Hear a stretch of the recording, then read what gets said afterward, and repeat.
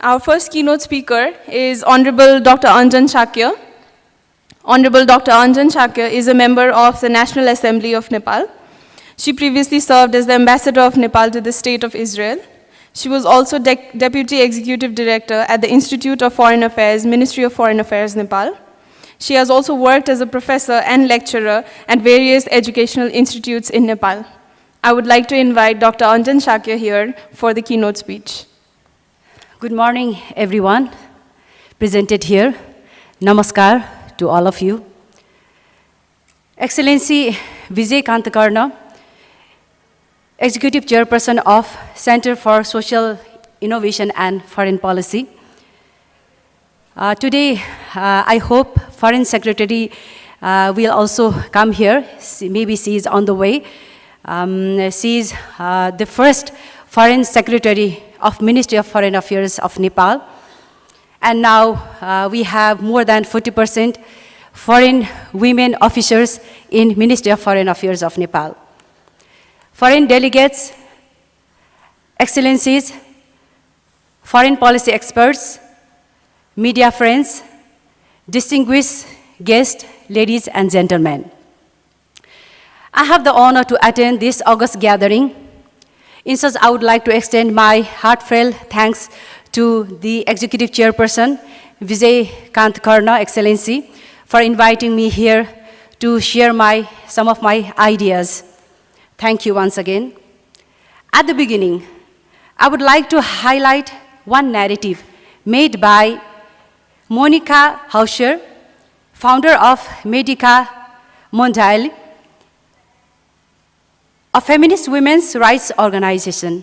She says, a feminist foreign policy means self-critical politics. To this effect, the federal government needs to regularly scrutinize its own actions. This includes the issue of how political decisions are having an impact on women and girls and on gender relations. What I believe is Feminist Foreign Policy, FFP, or Feminist Diplomacy, FD, means more than just promoting women and girls. It aims to implement tangible feminist solutions to foreign policy problems. FFP programs, networks, and communities can directly tackle current inequalities in representation and policymaking. In recent decades, there have been notable transformations in the field of international relations, mirroring shifts in global dynamics and the evolution of societal norms. One of the most notable developments in this regard is the emergence of feminist foreign policy. It is a strategy integrated into the policies and practices of a state to promote gender equality and to help improve women's access to resources, basic human rights, social justice, and political participation. It enhances not only the knowledge, capacity building, and quality of women, but also fulfill women's right where there will be no discrimination, growing representation to promote participation for gaining decision-making levels that can prevent violence, and reach to resources. Its origins can be traced back some 100 years back to the international women's peace movement during First World War. In all wars and conflicts, women and girls are raped, kidnapped, and enslaved.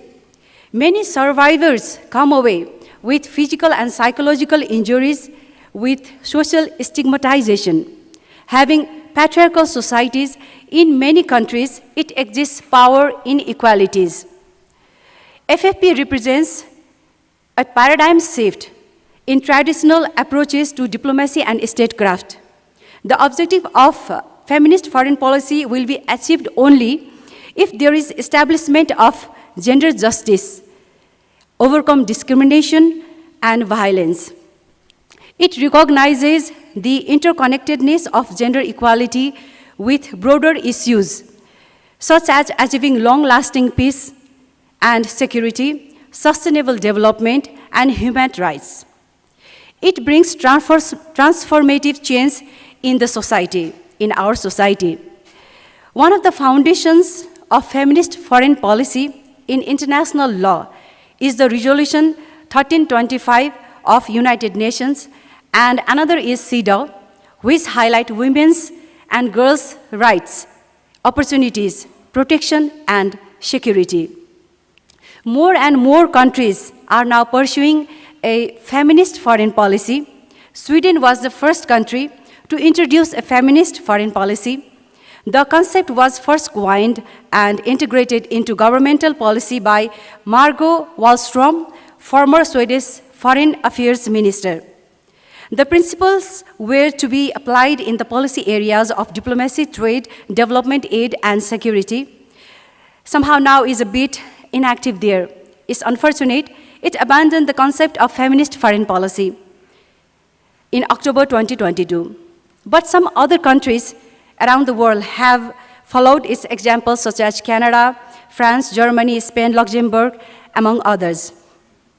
When Sweden made 3R formula, rights, representation, and resources, to express how it intended to empower women and girls, and Germany also extended it to 3R plus D, means diversity. Now I would like to highlight some of the provisions of our Constitution which portrays the positive impact to FFP. Nonetheless, it doesn't have direct such terminology, but the essence is there of FFP. As we are talking about political participation, women's in political participation, here I would like to pay honor of the provision incorporated in our Constitution of Nepal 2015. I would like to salute this constitution, which is very important for us as women, which entails gender balance and women empowerment. I'm saying gender balance and women empowerment, not only tends to gender equality. It's beyond that. The Constitution present is inclusive and one of the most progressive constitutions in the world. Passed by overwhelming majority of the lawmakers, it has guaranteed 33% of parliamentary seats, both in the lower and upper houses, for women. It has the provision of alternative arrangements for gender and communities in all elected or selected executive positions of the government. For example, the president and the vice president of Nepal should represent different gender or communities. Similar arrangement is made for the selection or election of Speaker and Deputy Speaker of House of Representatives, Chairperson and Vice Chairperson of the National Assembly, Mayor and Deputy Mayor of Municipality, and among other elected, selected, nominated executive offices and government bodies. There are also reservation seats for women and others for governmental bodies. In 2019, the global average of women in national assemblies was 24.3%, whereas Nepal's constitution mandates a minimum of 33% women's representation in legislative bodies in all levels. Presently, the representation stands at 33.5% approximately in the House of Representatives, 33.28% in the National Assembly, and similar percentages in provincial assemblies in Nepal. The earlier parliament had around 40% female members in the parliament. Currently, around 40% women leaders are presented in local bodies. After 10 years, we can see a good number of Nepali leaders, women leaders, in power. The Constitution stipulates the objective of eliminating all forms of discrimination, exploitation, and injustice to establish a civilized and egalitarian society. It aspires to ensure economic equality, prosperity, and social justice, as well as the development of social and cultural values, emphasizing mutual respect.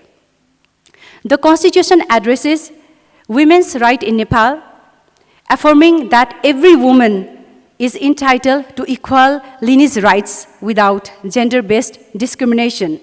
It comprises the right to obtain a special opportunity in education, health, employment, and social security on the basis of positive discrimination. Furthermore, women are granted the right to participate in all state bodies based on the principle of proportional inclusion, emphasizing the principle of equality.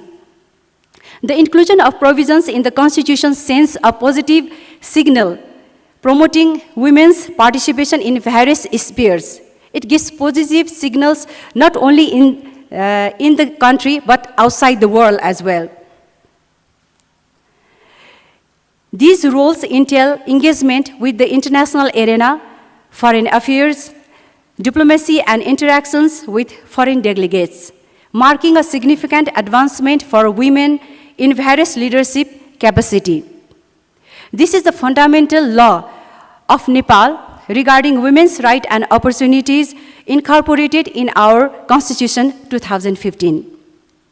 These developments instill a great hope, even grassroots level women and girls, inspiring them to pursue such positions in the future and fulfilling the aspirations of girls throughout the country to become leaders in future, which is the core interest of FFP.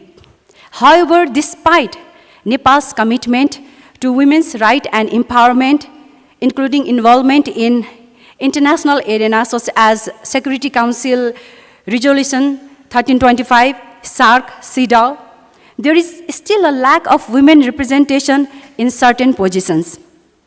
As a consequence, there is a significant lack of women in key executive positions, such as high-level officials, Secretary General, secretaries in the parliaments of federal, provincial, and even local level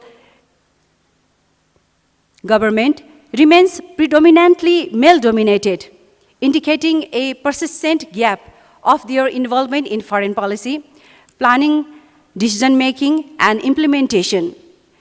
But we anticipate good having in the future about the involvement of women in high-level ranking officials. The number of women is increasing worldwide. More than half is usually covered by women in the globe. If this population remain idle, what will happen? The country will certainly lag behind in development, sustainable development. As women form important share of nation, women should be encouraged, empowered, if the country really needs sustainable development. While feminist foreign policy holds great promise for advancing gender equality and social justice on the global stage, it also faces numerous challenges. Moreover, the effectiveness of feminist foreign policy depends on political will, institutional capacity, and collaboration with diverse stakeholders, including governments, civil society, and international organizations. Nonetheless, FFP offers a unique opportunity to reframe international relations through a lens of inclusivity, empathy, and solidarity, paving the way for a more just and equitable world. Here, I would like to share some of my own examples while I was assuming the post of ambassador to Israel. As already, Master of Ceremony already mentioned that I worked as ambassador to Israel as well. On the occasion of the International Women's Day, Ministry of Foreign Affairs of Israel Women Diplomacy Network organized an educational project that is the named Ambassador of the Day. The title is Ambassador for a Day, with the idea that female ambassadors, female diplomats can empower the girls and provide an example to show them the possibility that one day they could have a professional career and may even become a diplomat. Nepal Embassy volunteered to host 2 girls, students of 10 grades, who were from marginalized communities, one from Muslim community and another is Ethiopian. It happened in March 2020. What it gives the message is ambassador not only can empower and enhance the opportunities of her citizen, but also the citizen of other countries, as we share the same world. We are in common world. They can be diplomat or leader or high-ranking official. Another example I would like to highlight here regarding sports. Nepal Embassy organized Israeli Mothers Game named Mamanet. It's like a catch ball. It happened also in March. It happened in 2020 and between Nepali and Israeli team. After that game, many Nepali women caregivers became now players. They are also playing this Mamanet game in Israel. Not only Israel, they are traveling to other countries to play such game. When they travel, they carry Nepali flag. They are becoming women leaders in this sport. These are some pragmatic examples of promoting feminist foreign policy that I believe. Our citizens who are residing abroad, they are also promoting our country.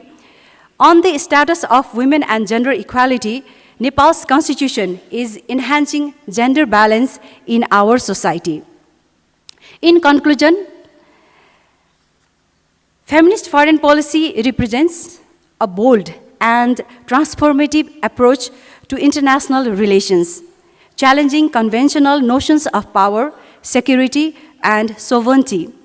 By prioritizing gender equality and social justice, FFP has the potential to not only advance the rights and well-being of women and girls, but also to promote peace, prosperity, sustainable development, and human rights for all of us.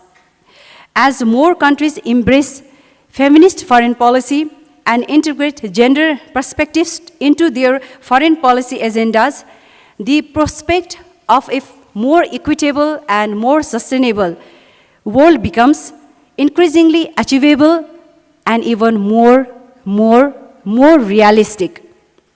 I believe that feminist foreign policy is not aiming to avoid others' genders' opportunities and their rights.